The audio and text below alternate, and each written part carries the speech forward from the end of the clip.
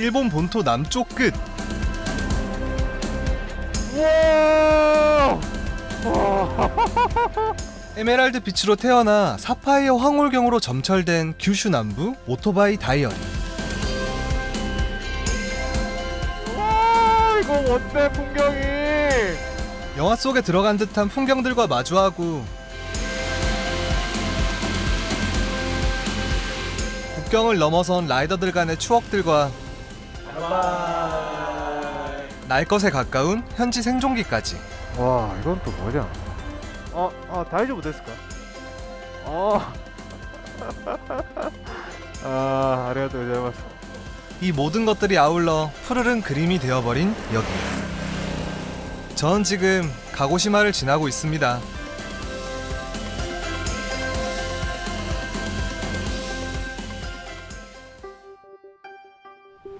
저는 모든 남자들의 로망, 코지시의 나무 위 대나무집 별장에서 이틀 동안 쉬었는데요. 정말 촉촉함 그대로의 쉼이었습니다. 그래서 저는 얘기했다시피 가고시마 최남단으로 향할 건데요.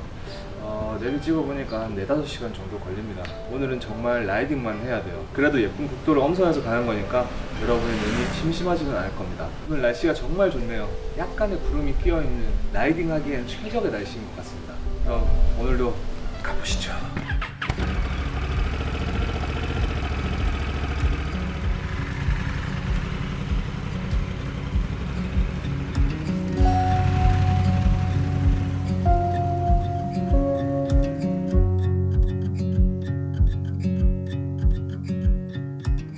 시작부터 이런 시골길 너무 좋은데요. 벌초를 해놔서 그런지 진득한 풀 냄새랑 소똥 냄새가 가득합니다. 이 시골의 정겨운 냄새. 와, 이 길이 진짜 저처럼 짐 가득 실은 이런 무거운 바이크 말고 그냥 네이키드나 알차로 오신다면 정말 라이딩하기 좋을 것 같아요. 와, 이거 뭔데 풍경이.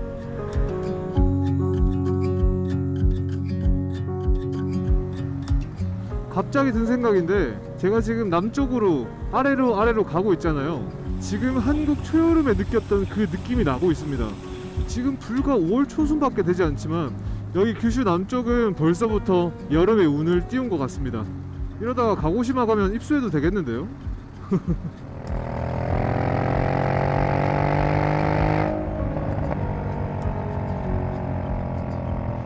저 지금 1시간 정도 달려서 밥을 먹으러 여기 세븐일레븐에 왔는데요.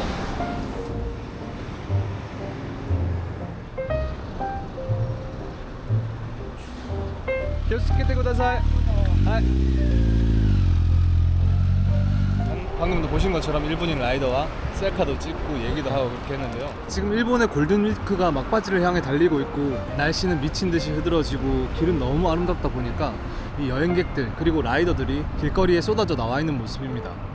저도 갈 길이 머니까요. 이 아름다운 길을 따라서 재밌게 이동하도록 하겠습니다. 가시죠.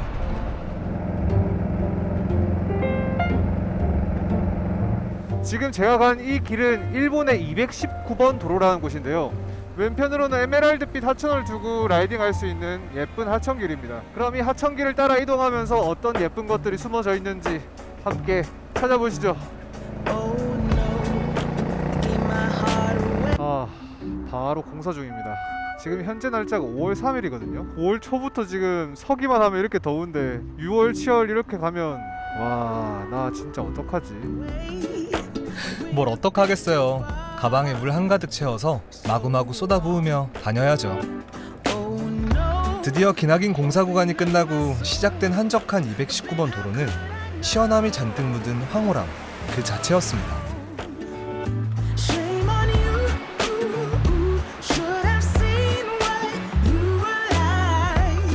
와, 길 미쳤다.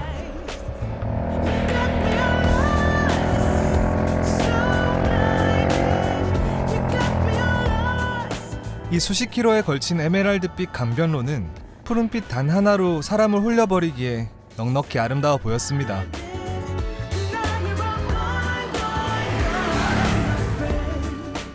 아무래도 안 되겠습니다.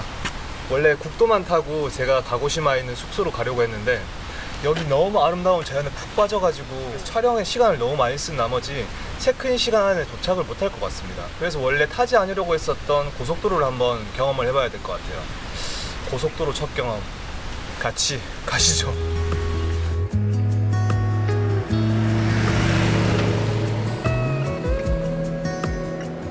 자, 저는 219번 도로를 끝내고 고속도로를 타고 올라가려 하는 중입니다. はい、ETC のカードは入ってますでしょうか。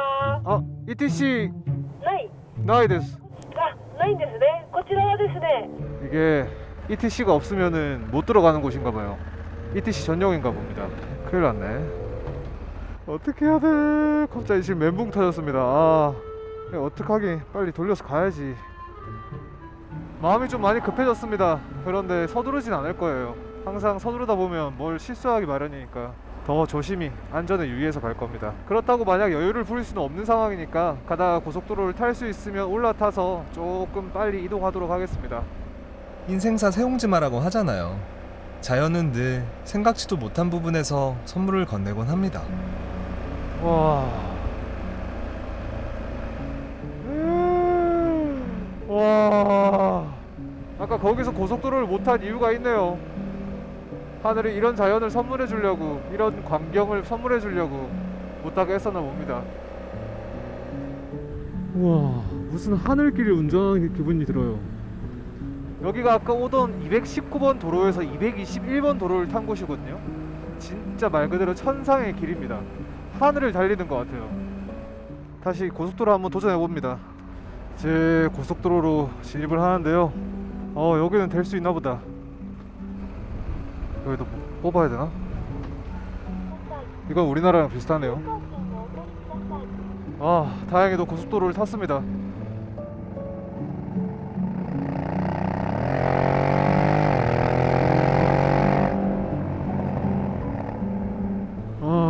오토바이로 고속도로를 타다니 뭔가 기분이 정말 싱숭생숭합니다. 우리나라에서만 할 수 없는 특권이죠. 제가 고속도로를 올라타자마자 느낀 점을 몇 가지 말씀을 해드리면요, 첫 번째로는 조경, 그 길의 아름다움 있잖아요. 그거는 압도적으로 일본이 한 수 위입니다. 정말 눈이 즐겁습니다. 달릴 맛이 나요. 그리고 두 번째로 노면 상태.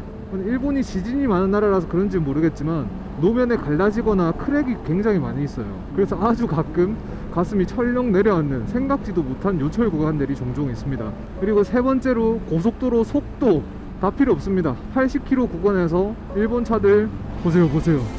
이분들 지금 속도가 거의 한 110에서 120 돼요. 우와, 그냥 쏴버리네. 일반 도로에선 조곤조곤 다니던 사람들이 이 고속도로에만 올라오면 이니셜 D를 찍고 있는 것 같아요. 앞에 저게 우리나라 도로교통관리공단처럼 뭐 안전운행 합시다, 뭐 앵꼬 나면은 기름 넣고 가세요, 약간 이런 것 같은데 주변 차들 다 쌩 까고 달립니다. 이런 거는 한국과 굉장히 비슷하다. 여기까지 굉장히 주관적인 의견이라 우스갯소리로 들으시면 되고요. 저는 다른 무엇보다 아무 저항 없이 쭉 뻗은 도로에서 한참을 해와 나란히 달릴 수 있었다는 게 인상적인 경험이었습니다.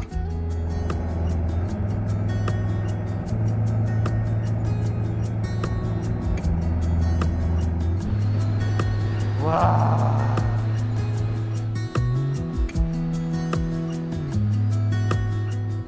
이렇게 한참을 내달린 후에 고속도로에서 내려왔는데요. 안녕하세요. 지금 제가 고속도로를 약 50km, 60km 탄 것 같거든요. 근데 2만원 나왔어요. 계산해서 따지면 약 4-5배 정도 비싼 것 같네요. 비싸긴 진짜 비싸구나. 예정보다 30분 정도 더 늦게 되었는데요. 가자마자 상황 말씀드리고 바로 도계자부터 박아야겠습니다. 우와. 와, 골든위크의 임에도 사람이 단 하나도, 차도 단 하나도, 가로등도 하나도 없는 그런 시골 마을인가 봅니다. 이 정말 길고 긴 도로에 저 혼자밖에 없어요. 이럴 때는 조금 겁이 나기도 하는데요. 와, 진짜 시골 오지마을 아무것도 없는 곳에 있는 라이더하우스입니다. 다 왔는데요, 이거 좀 솔직하게 긴장됩니다. 일단 전투태세에 갖추고 들어가야 될 것 같아요. 곤방와, 코코가 라이더하우스ですか?そうです。あバイクは向こう側に、ガレージが、ここちょっとぬかるんでますけど、ぐちゃぐちゃっていうか。大丈夫です. 슬로우. 또 하나 배우네요. 미차가 미끄럽다, 좀 찰박찰박하다, 그런 느낌인가 봐요. TCS 계속 터지네요. 마지막까지 천천히. 一緒に来てくれって言われています。 아, 하이, 하이, 하이, 하이. Now?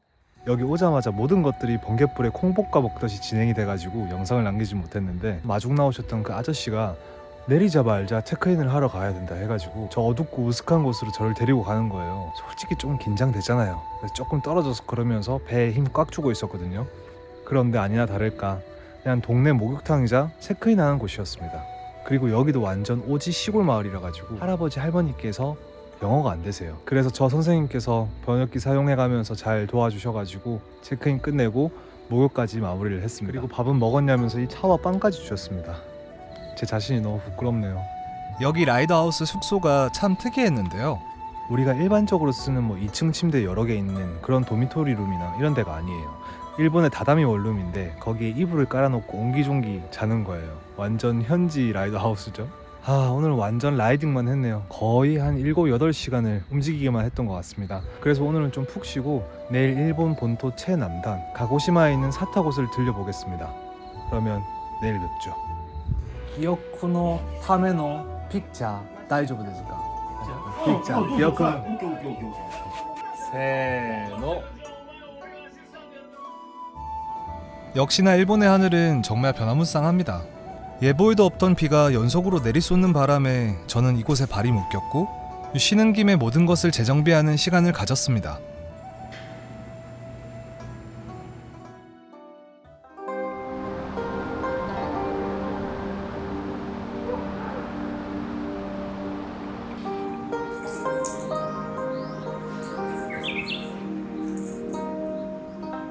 저는 이곳 플러그하우스에서 무려 4박 5일을 묵었습니다. 여기 4박 5일간 머무는 동안 굉장히 많은 사람들이 다녀갔습니다. 일본인 그룹 라이더들, 그리고 갓 고등학교를 졸업한 젊은 친구가 자전거를 끌고 전국 일주를 한다면서 돌아다니기도 했고요. 또 20대 초반의 젊은 친구도 오토바이를 타고 일주를 하고 있었고요. 또 나이가 70에 가까우신 어르신께서도 아이언 883을 타고 여행을 하고 계시더라고요. 그리고 가장 기억에 남는 것은 이 라이더 하우스의 호스트 분이신데요. 鹿児島の当時セルシウス25度、25度、お酒が大好きで、飲めるので、そのまま飲んでも大丈夫です。 신기하게도 저와 마주칠 때마다 제가 맥주를 홀짝이는 모습을 보셨거든요. 酒、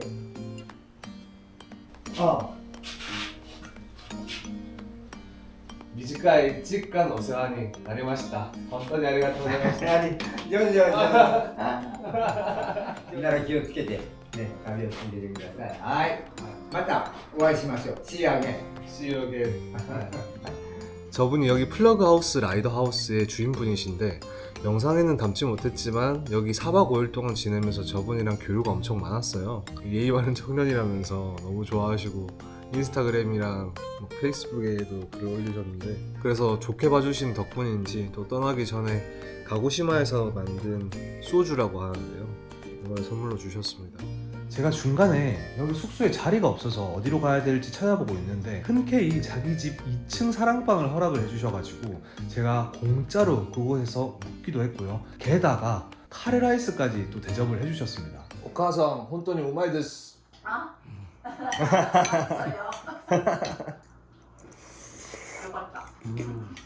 자, 그래서 오늘은 서쪽 끝단에 이어서 남쪽 끝단을 한번 방문해 볼 예정입니다. 사타곳을 방문을 해서 구경을 하고 다시 위쪽으로 쭉 올라오면서 다음 일정을 위해 니키시 마치에 있는 숙소에서 머물 예정입니다.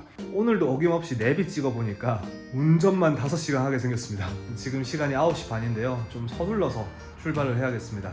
그럼 오늘도 함께 안전하게 가시죠.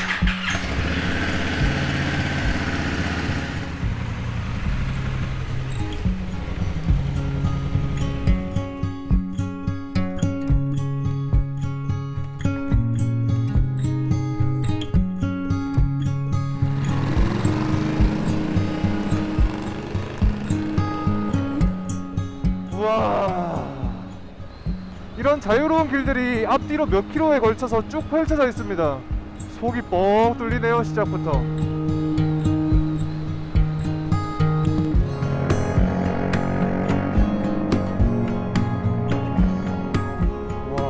한국 한국과 닮아있지만 사뭇 다른 식생들. 게다가 사람의 손길이 거의 닿지 않은 홀로 서 있는 봄. 남쪽으로 향하는 동안 푸르름은 그 빛깔을 더해가는 중이었습니다.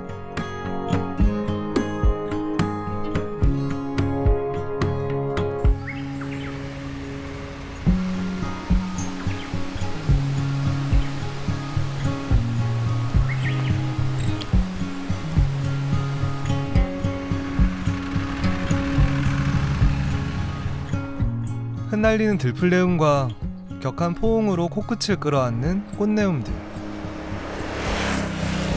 게다가 흐르는 이 순간에 운율을 더한 듯한 나비들의 춤사위까지. 하지만 그 무엇보다 지금 이 순간 저를 들뜨게 만든 것은 다름 아닌 수평선을 머금은 푸르른 바다였습니다. 와 진짜 가슴 뻥 뚫린다.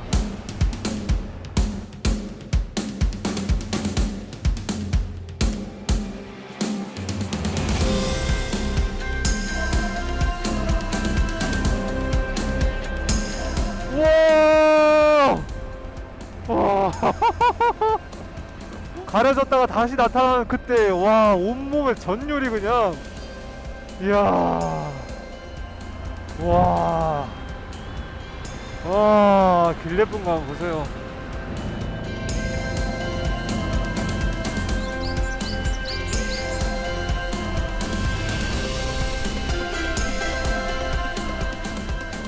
이렇게 저는 일본 여행 두 번째 대주제 목적지 사타곳에 도착했습니다. 다 왔습니다 여러분. 여기 사타곳은 일본 본토 남쪽 끝에 형성된 곳인데요. 중국의 상하이, 인도의 뉴델리, 이집트의 카이로와 같이 위도 31도 라인에 위치한 곳이라서 그런지 연중 온화한 기후를 자랑하는 곳이라고 합니다. 여기에 도착하면 바로 이 거대한 수호수 같은 게 보이는데요. 이런 나무에서 장가지들이 뻗어져 나와 있는데 와, 이 생김새가 굉장히 신기하게 생겼습니다. 그리고 여기는 끝쪽이 아니라 조금 더 걸어가야 사타곳 그 완전 끝을 볼 수 있다고 하네요. 어쩌겠어요. 힘들지만 부지런히 걸어가 봐야죠.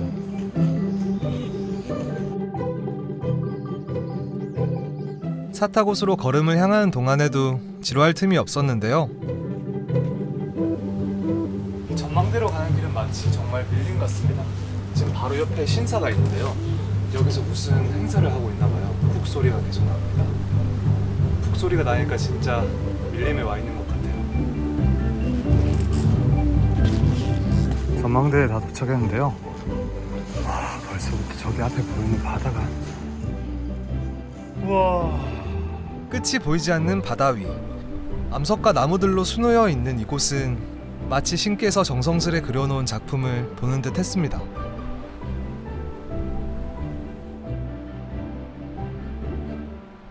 저기 보이는 곳이 일본 본토 남쪽 끝 등대인데요. 저기서 드넓은 바다 바라보면서 자연들을 보고 있자면 안 걸릴 일은 없겠네요. 그리고 저 멀리 보이는 등대가 현존하는 일본 등대 중에서 가장 오래된 것이라고 하네요.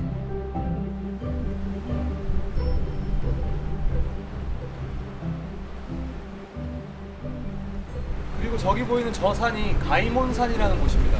제가 아까 전망대를 올라가서 보려고 했던 곳이죠. 사실 아까 오는 길에 전망대를 들리려다가 실패했었거든요. 와, 그 커브 클래스 뭔데 이거? 천천히 한번 뺐다가 오! 아, 저쪽으로 지금 올라가야 되거든요. 아, 길이 유실돼 버렸습니다. 안 올라가기 진짜 잘한 것 같아요. 여기서도 충분히 아름답게 보입니다. 20km 바다 건너 솟아있는 이 가이몬산은 비록 해발 1000m밖에 되지 않는 일본에서 작은 산이라 불리우는 곳이지만 기다란 수평선 위 이 우뚝 솟은 형상이 너무나도 이색적인 모습이었습니다. 찰나의 동화 같았던 사타곳을 등지고 저는 다시 내륙으로 발길을 돌리는데요. 기어치게ください.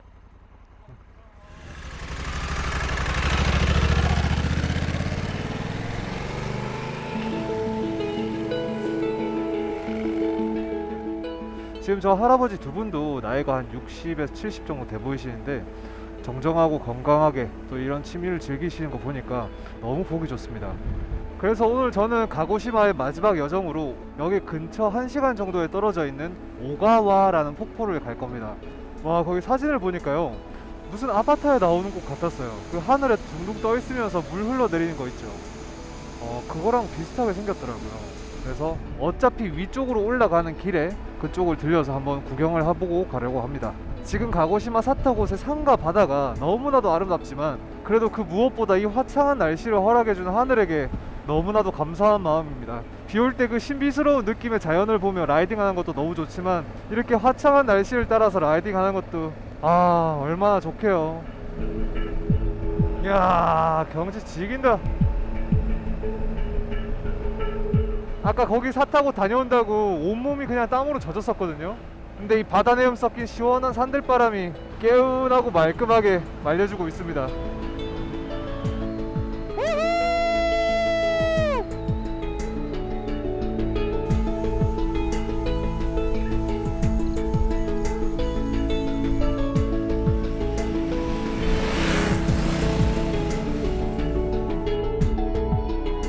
목덜미를 간지럽히는 선선한 바람을 맞으며 저는 가고시마 긴코조에 있는 오가와 폭포라는 곳에 닿았는데요. 우와, 지금 오가와 폭포에 거의 다 가는데요, 그냥 풍경이 장난이 없습니다. 진지해요. 무슨 말이야?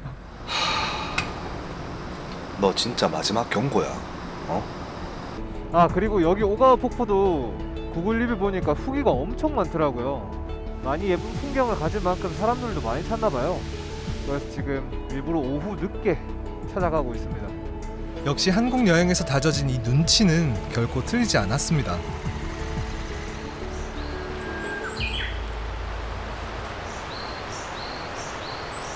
역시나 타이밍 잘 맞췄습니다. 차가 한 대밖에 없어요. 그 말은 즉슨 거의 저 혼자 볼 수 있다는 뜻이죠. 하지만 이 오가와 폭포는 약 20분 정도 걸어 들어가야 된다고 하는데요, 가는 길도 정말 아름답다고 하니까 천천히 즐기면서 가보도록 하겠습니다. 같이 가시죠.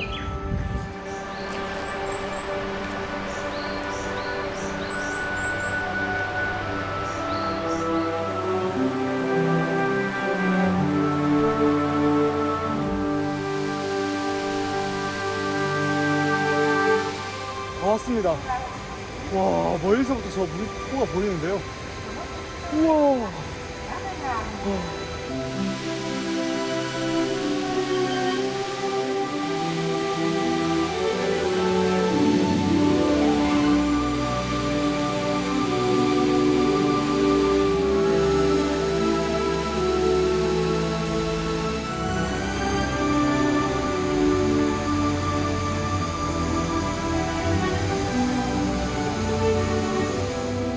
혹여나 이 꿈이 깰까? 차오르는 탄성을 억누르며 한동안 입을 굳게 담을 뿐이었습니다. 지금 여기 보이는 폭포가 높이가 60m에 폭이 100m라고 합니다. 정말 어마어마한 규모가 아닐 수 없어요. 그리고 물과 맞닿아 있는 절벽 쪽에는 침식작용으로 인해 안쪽으로 파먹어 들어갔는데 얼핏 보면 이 바위 자체가 그냥 떠 있는 것 같아요. 그래서 우리가 아바타에서 보던 그 장면들을 보는 것 같습니다. 와. 찰나의 천국. 언젠가 마지막 한숨을 내쉴 때 이곳 곁에 머물고 싶다는 생각이 드는 순간이었습니다. 정말 늦게 온 건 신의 한 수였습니다. 사람이 아무도 없었거든요. 그래서 이 넓은 그리고 이 멋진 폭포를 혼자 감상했다는 게 정말 꿈만 같습니다. 이제 큐슈 남부 가고시마를 마무리하고 긴 시간을 운전해서 다시 내륙으로 돌아갈 시간입니다. 하루 종일 운전해서 들렀던 목적지 단 2곳. 비록 그 찰나의 순간들은 말할 수 없는 기쁨들로 가득했었지만 그 물밑에 보이지 않는 과정들은 물리적인 시간 앞에 오롯이 견뎌내야만 했던 철저한 현실이었습니다.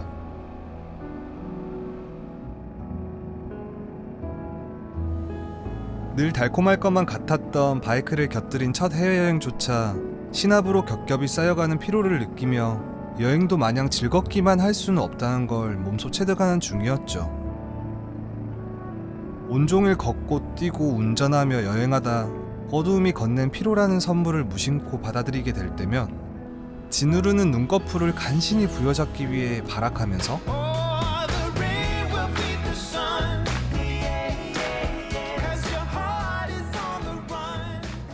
고단한 몸을 뉘기 직전까지 나 자신과의 싸움을 버텨내야만 했죠. 아, 고속도로 진짜 지루하고 너무 재미없습니다. 처음에는 그냥 신기하고 마냥 좋았는데 이거 앞만 보고 그냥 달리기만 하니까 너무 시간도 안 가고 재미없고 지루합니다.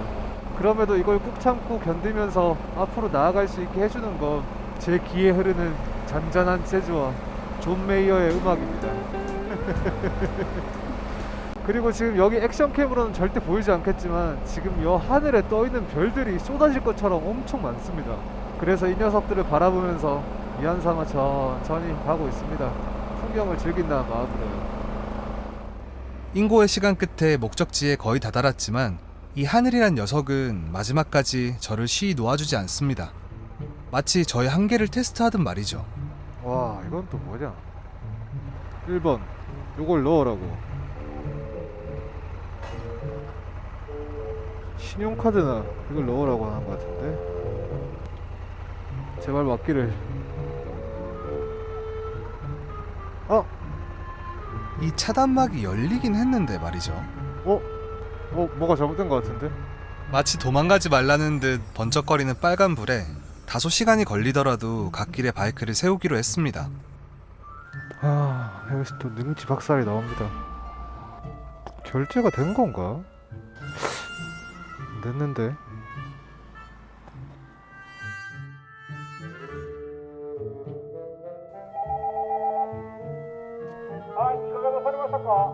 아, 고멘나사이.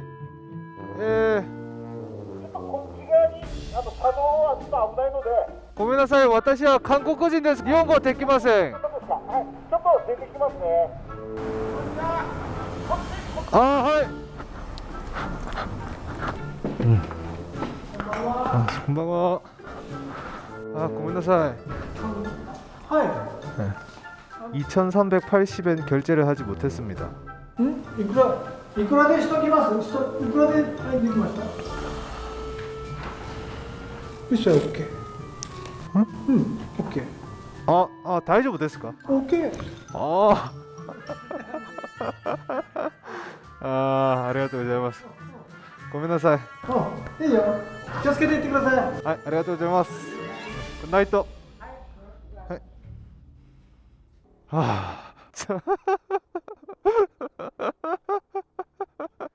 아니, 분명 저기서 결제가 안 된 것 같다고 막 빨간불이 깜빡깜빡 거렸잖아요. 그리고 제가 카드를 넣은 곳은 ETC라고 적혀 있었어요. 그래서 이제 뭐가 잘못돼가지고 빨간불이 깜빡깜빡 하는 줄 알았는데 보니까 영수증 떼보니까 결제가 됐다고 하시네요. 이렇게 저는 마지막 테스트를 통과하고 겨우 숙소에 도착할 수 있게 되었습니다.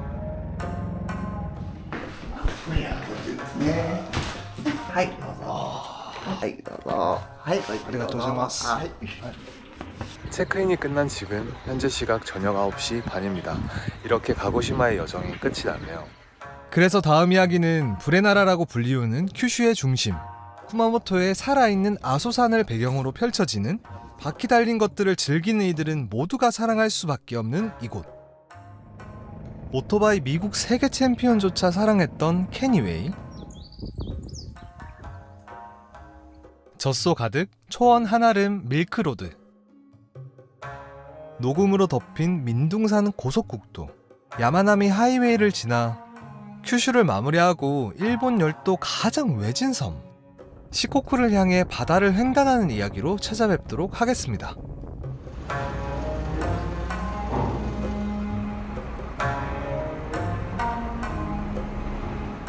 이번 이야기가 마음에 드셨다거나 다음 영상이 기다려지신다면 왕따봉과 구독 잊지 말아주시고요. 그럼 저는 최대한 빨리 아소산의 이야기를 가지고 돌아오도록 하겠습니다.